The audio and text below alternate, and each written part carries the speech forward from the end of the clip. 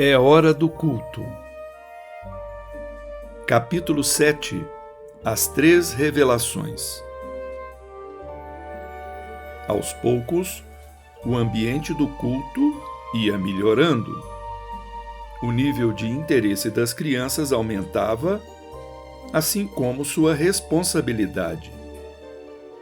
Agora já não reclamavam mais por terem de deixar a TV e as brincadeiras para depois. Rosiane ajudava a mãe a arrumar os objetos, enquanto Paulinho foi chamar Silvio. "Vamos, pai, está na hora."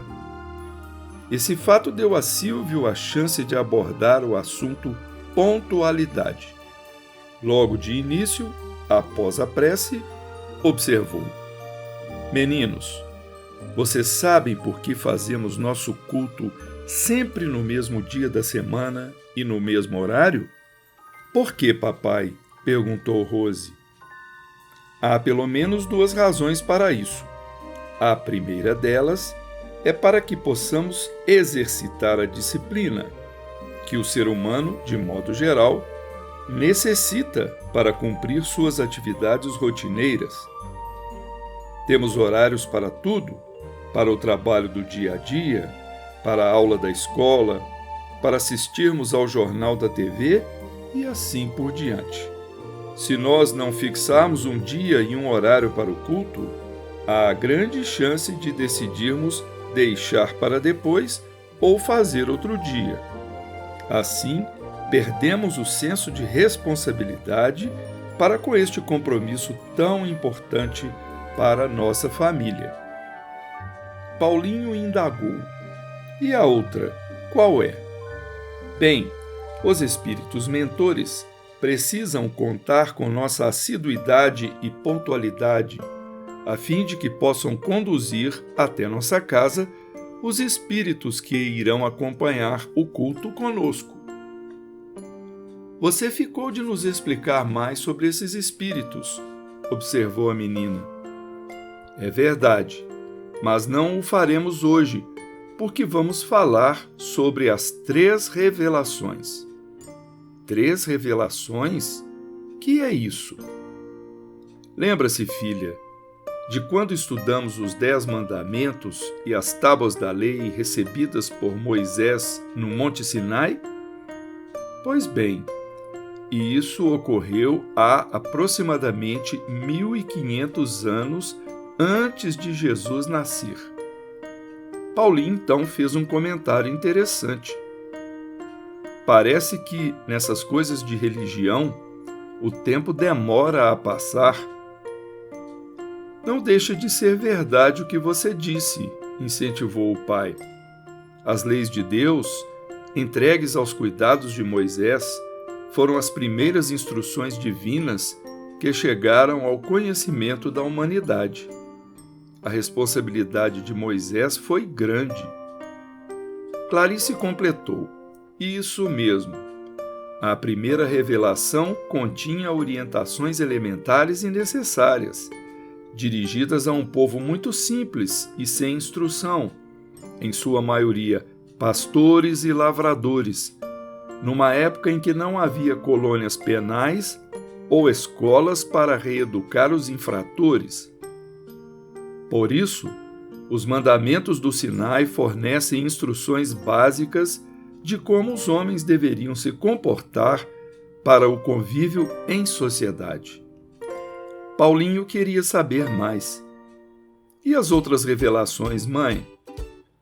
"Consideramos que a segunda revelação à humanidade foi transmitida por intermédio de Jesus. Ele, pessoalmente, se encarregou de encarnar no planeta e apresentar aos homens aspectos mais relevantes da lei de Deus.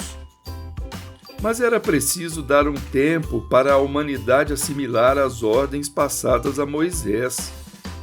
Por isso, demorou 15 séculos até que os planos superiores providenciassem e preparassem a chegada do Cristo à Terra."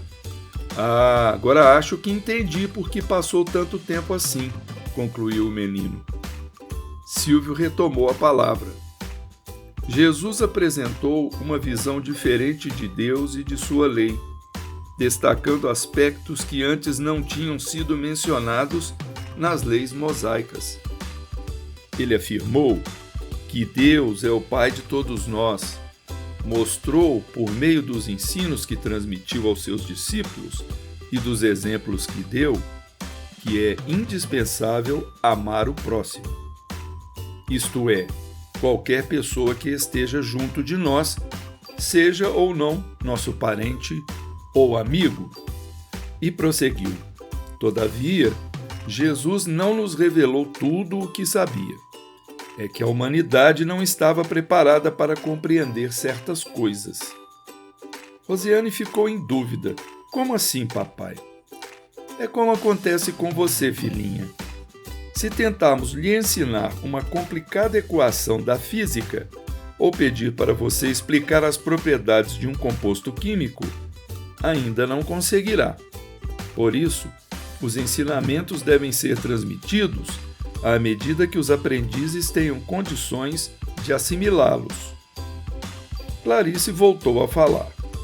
Rose, por esta mesma razão, foi necessária uma outra revelação que se deu com a manifestação dos espíritos, especialmente à época de Allan Kardec, os quais se comunicaram pelos médiuns em várias partes do planeta, fornecendo novas informações para a humanidade. O próprio Jesus disse que nos enviaria um Consolador e consideramos que o Espiritismo é a terceira revelação.